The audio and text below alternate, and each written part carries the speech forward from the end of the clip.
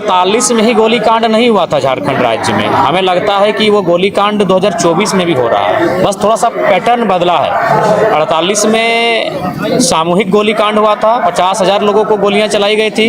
आज कहीं 50 लोगों पे लाठियां बरसाई जाती है, कहीं 5, और मामला वही है।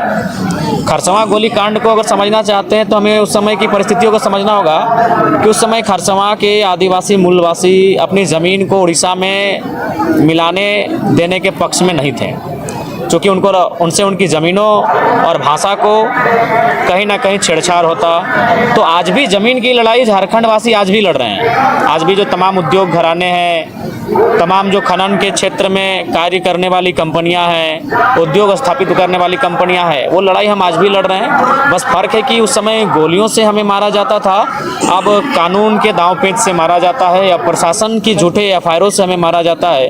परिस्थितियाँ आज भी वही हैं। अब आप कहेंगे कि आप उद्योग के खिलाफ हैं क्या? तो जी नहीं, उद्योग के खिलाफ कोई नहीं है। हमने जो कपड़ा पहना है वो उद्योग के कारण है। हमारे हाथ में जो मोबाइल है वो किसी न किसी कल कारखाना में तैयार हुआ है।